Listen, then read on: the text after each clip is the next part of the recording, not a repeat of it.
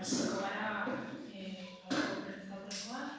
Leheniketaren aurkeztearen ale izagina galdez, pantaiak euskaraz izenera, eta nire urna gaueka hizkuntza eskubideen behatokiara ordezkatzen.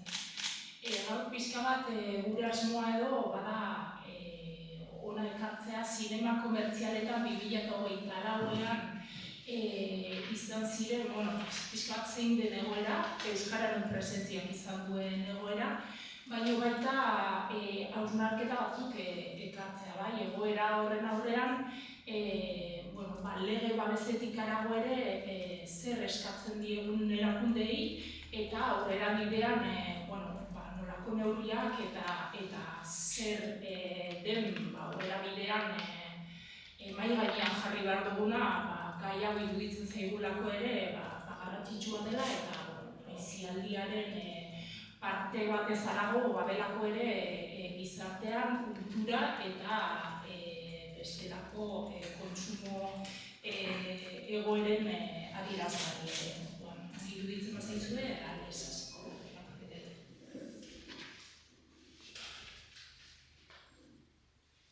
Erdaraz kontsumitzera bideratzen gaituzte euskaldunak zinemetan.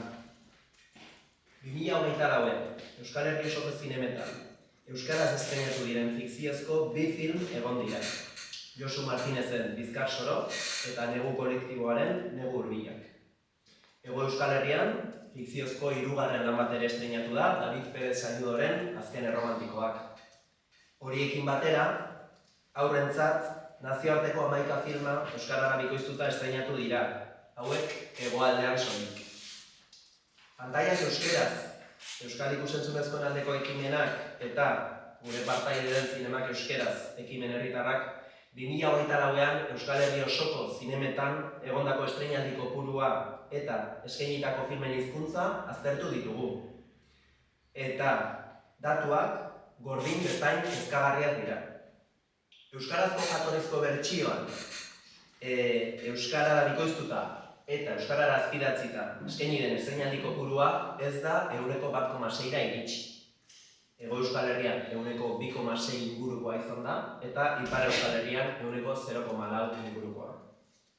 Gazteleraz edo gaztelara azpititulatuta berriz eskaini dira Hego Euskal Herriko emanaldi guztiak, 100 alegia, eta frantsesez edo frantsesez azpititulatuta eskaini dira Ipar Euskal Herrian eman diren emanaldi guztiak, 100. Hauek dira 2024ean Euskal Herriko zinema komertzialetan estreinatu diren filmak hizkuntzaren arabera. Euskal Herri osoan orotara estreinatu den film kopurua 900 inguru. Horietako batzuk Ipar Euskal Herrian zein Hego Euskal Herrian egon dira ikusgai.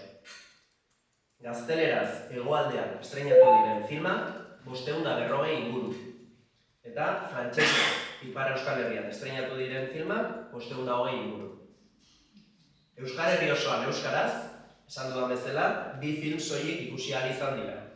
Eta Hego Euskal Herriaren kasuan, euskaraz estreinatu diren filmak 14 izan dira. Honakoak izan dira film horiek. Jatorriz, euskarazko bertsioan estreinatu diren Euskal Herrian egindako ekoizpenak, Bizkar Soro, Josu Martinezena, Negu Hurbilak, Negu kolektiboarena, eta David Pérez Sañudoren Azken Erromantikoak, kasu honetan hau Hego Euskal Herriko zinemetan bakarrik ikusi ahal izan da. Bestalde, Eusko Jaurlaritzaren zinema euskaraz programaren bitartez euskarara bikoiztuta eskaini diren haurrentzako filmak, Patrick, Museoaren zaindariak, Dragoi Jagolea, Dipsy, Lagunak erreskatera, Robotia, Buffalo Kids, Central Parkeko heroiak, Listor Kapitaina, Super Klaus, eta Clara eta Hazi Magikoen misterioa. Estreinatutako beste bi dokumentaletan ere egonda euskararen presentzia. Ander Iriarteren indarkeriaren oihartzunak, euskaraz eta gazteleraz, eta Lucy Franzini eta Sabina Orkaderen Artzain Soil, euskaraz eta frantsesez. Hego Euskal Herrian 540 estreinalditik jatorrizko bertsioa euskaraz 3 filmek soilik izan dute. eta euskerara bikoiztuta beste 11 izan dira. Beraz, estreinaldien 2,6 izan da euskeraz zinema areto komertzialetan. Ipar Euskal Herrian berriz, soilik Bizkarsoro eta Negurbilak ikusi ahal izan dira euskeraz estreinaldien artean, estreinatutako 520 filmen artean. 0,4 alegia. Halere, batu behar dugu, Baionako Atalante Zinemak Euskal Zinema Corner programazio berezia abiatu duela 2024an eta horri esker urte ezberdinetako euskerazko hainbat lan ere ikusi ahal izan direla. Baina hauek estreinaldiak ez zirenez, ez ditugu zenbaketan sartu.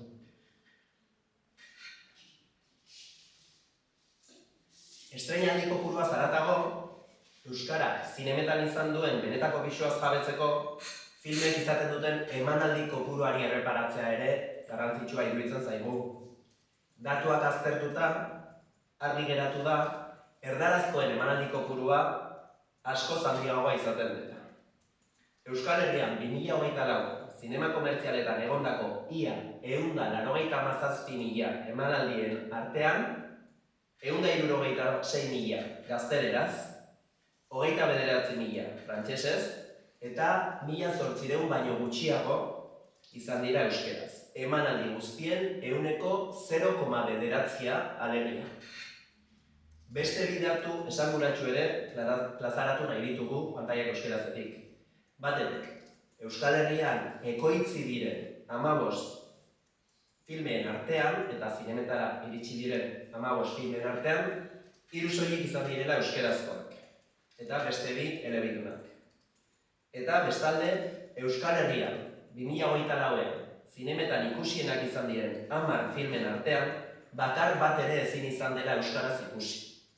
Ez da euskaraz bikoiztuta, ez da euskaraz azpititulatuta. Katalunian berriz, 2024ko 10 pelikula ikusienetatik 6 katalanera bikoiztu dituzte Generalitatearen hizkuntza politikei esker, eta beraz katalanez ikusi ahal izan dira. 10 ikusienetatik 6 horiek izan dira. Inside Out 2, Gru 4, Baiana 2, Kung Fu Panda 4, Gladiator 2 eta Dune 2. Azken hau soilik Max plataformarako bikoiztute, baina 2024 ere bikoiztua izan da. Horiek horrela, nekez ulertu daiteke euskaraz ez dugula kontsumitzen, esaten zaitun honetan, euskaraz bizitzeko aukerak horrela ukatzea edo murriztea. Erdaraz kontsumitzera bideratzen gaituzte. Esparru batzuetan nekez bermatzen delako gure hizkuntzaren presentzia. Lapurdi, Behe-Nafarroa eta Zuberoan aplikagarri den araudian, euskaraz kontsumitzeko eskubidearen ukazioa sistematikoa da. Frantziar estatuko araudiak ez die euskaldunei inolako eskubiderik aitortzen. Nafarroan ere, 1886 foru legeak aipatzen du, erakundek euskarazko agerkari kulturalak eta ikus-entzunezko ekoizpenak babestu eta sustatu behar dituztela. Eta erregio edo gutxiengoen hizkuntzen Europako kartak ere dio estatuei dagokiela beste hizkuntza batzuetan sortutako lanak erregio edo gutxiengoen hizkuntzan eskuratu ahal izateko bideak erraztea. Horretarako, itzulpenak, bikoizketak, sinkronizazio lanak eta azpitituluak jartzea bultzatu eta garatzeko betebeharra dute. Euskal Autonomia Erkidegoan 1082 legeak ere aipatzen du euskararen erabilera hedabideetan alorrean Jaurlaritzak neurriak hartuko dituela hizkuntza ofizialen erabilera arian berdintzeraino. Besteak beste, zineman eta ikus-entzunezko grabazioetan eta guzti honekin eta aurretik ikusitako datu guzti horiekin guretzat argi dago euskaraz kontsumitzeko eskubidea blindatzetik urrun gaudela. Uste dugu, erakunde publikoen ardura dela herritar guztien hizkuntza eskubideak zinemetan ere babesteko neurriak hartzea. Beharrezkoa da, euskararen presentzia legez bermatuko duten arauak jorratzea. Euskal Autonomia Erkidegoan eta Nafarroko foru komunitatean horretarako eskumenak baitituzte.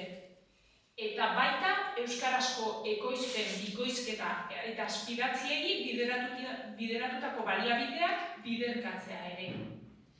Are gehiago orain, zinematografiarako diru-funtsen konpetentzia Euskal Autonomia Erkidegoak eskuratu ondoren. Beraz, arkitektura juridikoa nolabait blindatu beharraz ere ari gara. Sustatu, bultzatu edo guzti hori ez harago. Eta beraz, kontsumitzaile eta erabiltzaileen eskubideak erregulatzen ari diren araudietan, zinema komertzialekiko neurri zehatzak ere planteatzeaz ari gara. Ipar Euskal Herrian ere, bertako erakunde dituzten eskumenen baitan, euskarazko zinemek bultzada behar du. Baina euskararen aitortza juridikoa eta lege babes eskaera albo batera utzi gabe. Izan ere, azkenean ikus-entzunezkoek geroz eta denbora gehiago hartzen dute gure bizialdian. Zinemetan estreinatzen diren filmak streaming plataformetara ere iristen dira ondoren, eta beraz, filmak euskaraz ere egotea ezinbestekoa da euskararen normalkuntzan aurrera egiten jarraitzeko. Herritarren berdintasunean sakondu eta euskaraz bizitzea jendarteko esparru guztietan gauzagarri izan daiten. Bien bitartean, pantaiak euskarazetik eta hizkuntza eskubideen behatokitik, euskal herritarrak euskarazko edukiak existitzen diren euskarazko edukiak kontsumitzera animatu nahi ditugu. Horretarako, bada tresna berri bat, Zer Non Ikusi izeneko weborria orain ZNI edo Zer Non Ikusi aplikazioa ere sortu da. Bertan biltzen dira streaming plataforma ezberdinetan eta zinemetan euskeraz eskaintzen diren eduki guztien katalogoa izango litzateke, eta aplikazio hori Smart TV eta gailu elektronikoetarako, mugikorretarako prest dago, eta honen bitartez soilik euskerazkoak diren 1.000 eduki baino gehiago daude katalogatuta, eta zuzenean aplikazioaren bitartez ikus daitezke beti ere streaming plataforma horietako arkidetza izan ez gero. Bai, eta azkenik aipamentzuak egitea, zinemetan euskarazko eskaintzarik ez dagoenean, herritarrak animatzen ditugu 3 bikoitza euskararen telefonoa.eus helbidean sartu, eta guzti horiekiko beraien bizipenak eta beraien kexak helaraztea, guk bai horren herritarren bizipenen nolabaiteko jasotze bat izateko, baina baita erakunde publikoei horiek bideratu eta dagozkien enpresa komertzialei ere kexa horiek bideratu izateko. Eskerrik asko. Galderarik edo, galdera dago?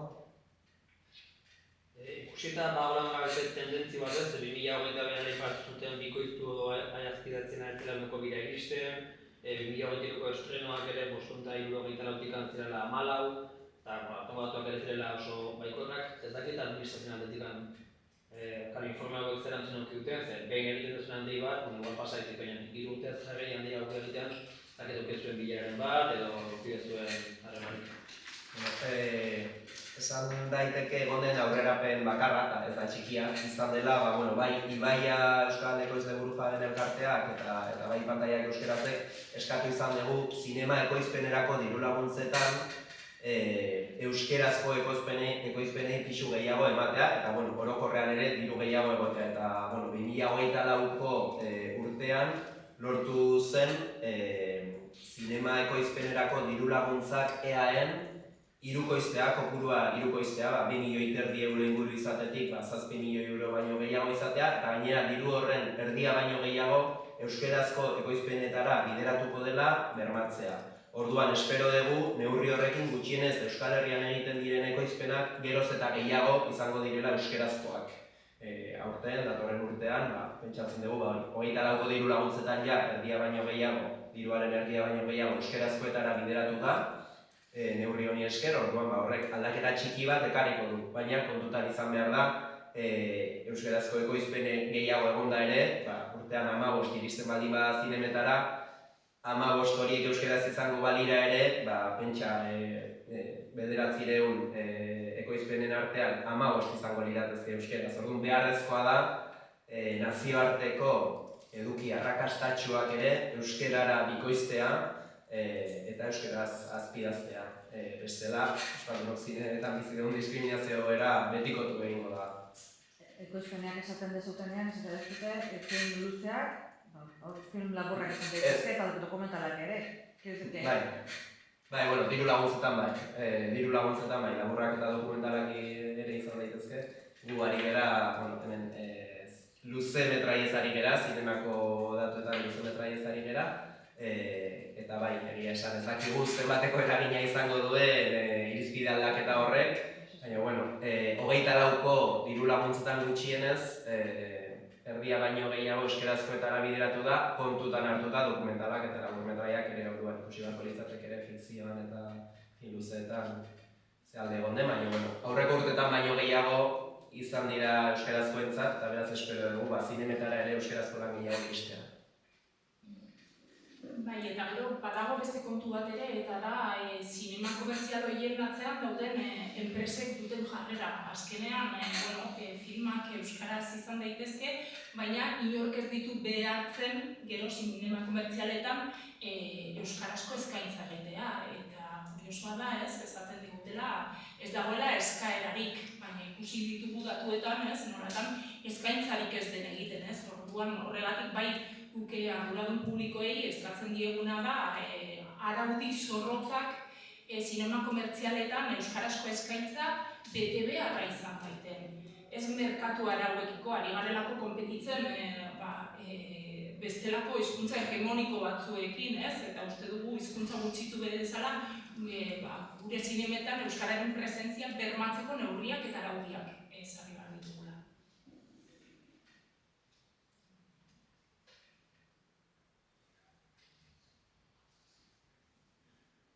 Besterik?